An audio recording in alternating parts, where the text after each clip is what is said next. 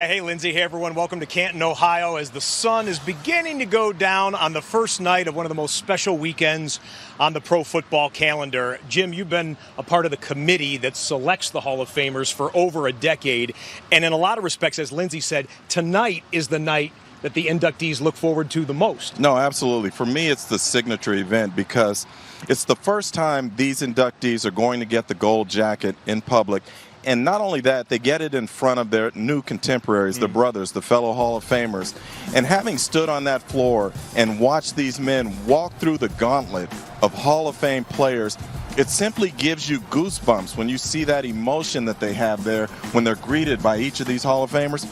It's special. And so, as Lindsay said, for anyone who hasn't seen it, you want to watch this. And it's tonight when the players, the inductees, might be a little more relaxed insofar as they don't have to perform.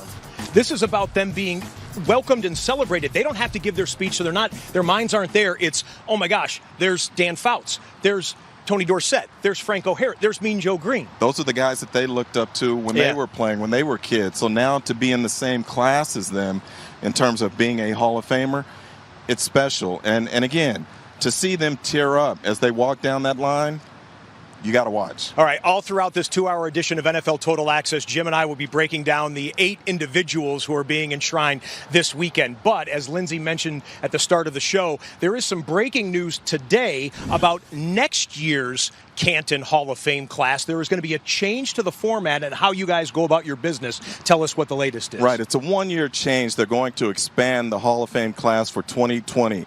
There will be as many as 20 enshrinees. 20. As many as 20. Now, the process for the modern era candidates stays the same. It will be 5 candidates at most. They will be voted on individually.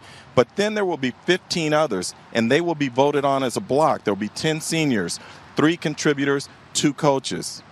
Okay, voted on as a block, meaning you could have up to 5 of the modern guys. Troy Polamalu is a first ballot guy, we would think. But there will be either 15 more entered or 0 more entered. That is a concern. As a voter, I can tell you that is a concern. To me, each candidate should be voted on individually. So when you talk about voting as a group, I may feel one player or one person is deserving and someone else isn't. And now I've got to decide, am I going to hold up the whole group to keep one out? Or do you just hold your nose and vote for all of them? Wow, definitely something to look forward to as we go into the Super Bowl weekend when the class gets announced. And then, of course, we'll be here again next year with however many players do go in. Jim and I are back with more live from Canton in just a bit. Lindsay? Thank you, guys. We'll get back to you in just a bit. First, though, want to reiterate the criteria for next year. And next year only, I should mention, this is a one-year thing. 20 enshrinees, it's certainly a lot. It's going to be 5 modern-era players, so that number stays the same. The number of seniors will go way up from 1 or 2 a year to 10. That's a player who's been retired for more than 25 seasons. Instead of 1 or 2 contributors, there will be 3. And for the first time ever, there will be a guaranteed spot for a coach. 2, in fact. And you figure this is good news for Don Coryell, who has been a finalist 5 times. Brian Billick also falls into that coaching category, a Super Bowl winning head coach in 2000 with us in studio today. He also falls into the senior category, too. Let's not leave that out. More the latter than the former, I think. You got 12 shots I appreciate now. It. Yeah. You said it, not me. And this is Sean O'Hara with zingers like that you can expect for the next 2 hours. The Super Bowl winning center with the Giants, who we'll get to in just a bit. I've got no shot, Lindsay, if you keep a score. Do you like the expansion, Sean? I like the expansion because I think this is long overdue, but here's how I would tweak it. I would make it 10 modern era players and then 10 others. And I think here's why.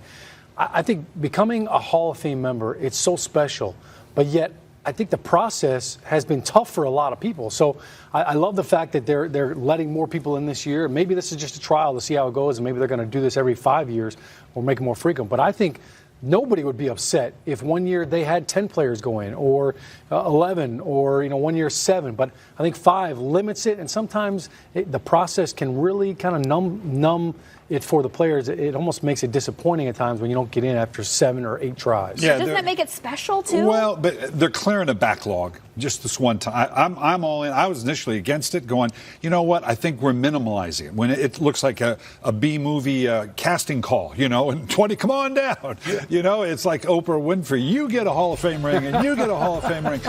That you can minimize it. But I think there are some and you brought it up, Don Coryell, and he's one of my personal favorites, having been in San Diego, all that. that time. I would love to see him get in the Hall of Fame, and it's hard given the existing rules. Sometimes you just get slotted and backed up. This is going to kind of allow them to even up the credit card, as it were, and get this one slot in. I'm with you. I'm not sure I want to see this go on, but for a one now. How this is done by the block is kind of like the pass interference rules now. I'm not sure I understand it. Right. I think it's going to get filled. I think as a one-time deal, I like it. Yeah, we'll discuss that moving forward. It'll be interesting to see how the weekend plays out next year with 20 people potentially giving speeches and getting jackets, things like that. Better start that ceremony earlier. Yeah. That is next year's class. This year's class about to get their jackets, 10 p.m. Eastern, the start time for the Gold Jacket Ceremony show right here on NFL Network. We'll be here afterward with the post-game show, so to speak, at midnight. Then tomorrow, it's the big day in Canton, the Hall of Fame enshrinement ceremony televised live at 7 Eastern.